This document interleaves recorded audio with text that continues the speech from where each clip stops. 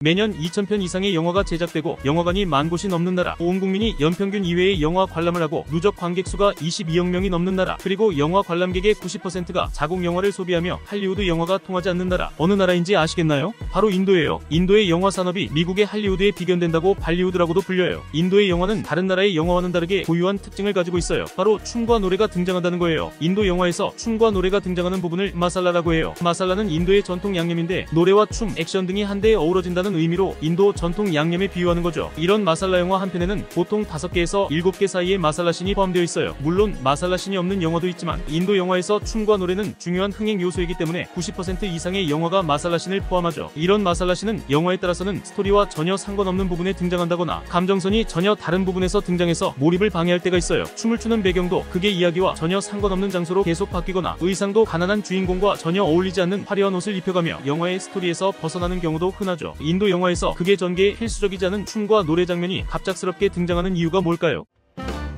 인도 영화에 춤과 노래가 등장하는 이유로 가장 많이 언급되는 이유에는 인도의 언어 문제가 있어요. 인도는 약 3,300개 이상의 지역 언어가 있고 이 중 10만 명 이상이 사용하는 언어만 200개가 넘어요. 인도의 언어가 너무 다양하기 때문에 언어를 이해하지 못해도 다같이 즐길 수 있도록 춤과 노래를 영화에 포함했다는 주장이죠. 인도 영화를 대표하는 용어인 발리우드도 인도 영화 전체를 지칭하는 용어가 아니라 뭄바이 지역을 중심으로 제작되는 힌디어 영화를 지칭하는 용어예요. 뭄바이의 옛 명칭인 봄베이와 할리우드의 합성어죠. 인도 영화 시장은 힌디어 발리우드 영화 외에도 다양한 로컬 영화가 공존하는 독특한 특징을 가지고 있어요. 2017년의 통계를 보면 1년간 제작된 영화는 총 1986편인데 43개의 언어로 영화가 제작됐어요. 힌디어 영화는 364편, 타밀어는 304편, 텔루구어는 294편, 칸나다어는 220편, 벵고로는 163편, 말라얄람어는 156편, 마라시어 영화는 117편이 제작됐죠. 인도의 공용어이자 인구의 40%가 사용하는 힌디어 영화의 비중이 다른 언어에 비해서 크게 많지도 않아요. 언어와 지역 전통을 가진 로컬 영화 제작이 활발하다는 것을 확인할 수 있는 부분이죠. 이유는 인도 영화 산업 특징에서 찾을 수 있어요. 인도의 영화 산업은 내수 시장이 엄청나게 거대해요. 일단 인구수가 세계 1위로 14억 명이 넘는 데다가 모든 국민이 영화를 사랑해서 영화 관람 횟수가 연평균 2회나 돼요. 게다가 대부분의 사람들이 외국 영화보다는 자국 영화를 좋아해서 영화 관람객의 90%가 자국 영화를 소비하죠. 이런 시장에서 다양한 언어는 조금 아쉬운 부분이지 필수적인 고려 요소는 아니에요. 하나의 언어를 사용해서 영화를 개봉하더라도 관객 수는 차고 넘치고 여기에 자막이나 더빙을 이용하면 관객은 2~3배로 불어나거든요. 인도 영화에 마살라 씬이 등장하는 이유는 언어가 아니라 다른 곳에 있어요.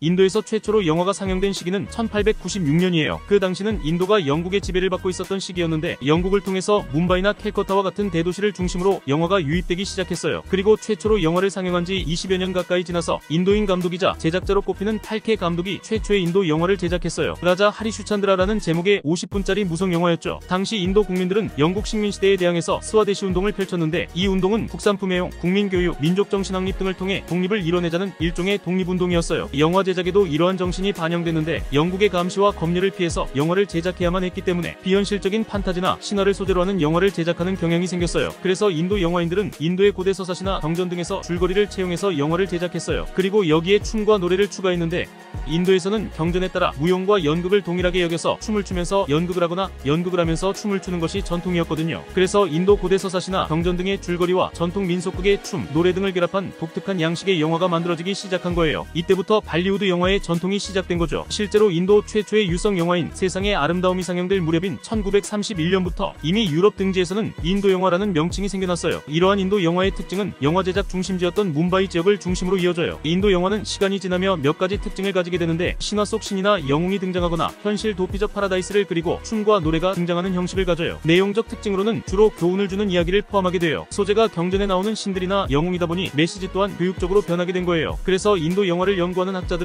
인도 영화를 현대화된 종교의식이라고 표현하면서 극장을 종교적 순례지라고 말하기도 해요. 그리고 교훈적 내용을 담은 스토리가 사회체제 안전화에 기여한다고 말하죠. 같은 주장으로 인도 영화에 항상 결혼식 장면이 등장하는 이유에는 카스트 제도를 공고히 하려는 목적이 있다고 분석하는 학자들도 있어요. 인도에서 결혼이란 단순하게 서로 사랑하는 남녀의 결합을 넘어서 카스트라는 제도를 유지하는 커다란 틀이거든요. 게다가 인도 사회의 주류 가치관인 힌두 문화는 기본적으로 보수적인 편이어서 이러한 교훈적인 영화가 잘 먹혔죠. 인도에서는 2000년 이전에는 영화의 키스신이 금지되어 있을 정도였어요. 1933년작 카르마라는 영화에서 키스신이 등장하긴 했었지만 배우들이 실제로 부부였고 당시 인도가 영국의 지배를 받으면서 유럽 사람을 대상으로 만들어진 영화였다는 점에서 인도 사람들을 위한 발리우드 영화라고 보기에는 무리가 있어요. 아무튼 인도 영화는 항상 전체 관람가여야 했고 가족이 함께 즐길 수 있는 영화여야 했어요. 또 정부 입장에서도 가족적이고 교훈적인 영화를 권장했는데 이러한 룰을 지키지 않는 영화사나 감독들은 정부와 갈등을 겪을 수 있었기 때문에 대부분의 인도 영화가 유사한 형태를 띠게 된 거예요. 인도의 언론 자유도가 세계 161위라고 하니 정부의 입김이 얼마나 세일지는 안 봐도 알 수 있죠. 이렇게 특정한 형식을 띠게 된 영화의 내용에 맞춰서 영화 관람 문화도 만들어져요. 인도의 영화 관람 문화는 우리나라와는 180도 달라요. 인도 영화는 춤과 노래의 비중이 크기 때문에 조용히 관람하기보다는 콘서트처럼 즐기는 형식으로 관람해요.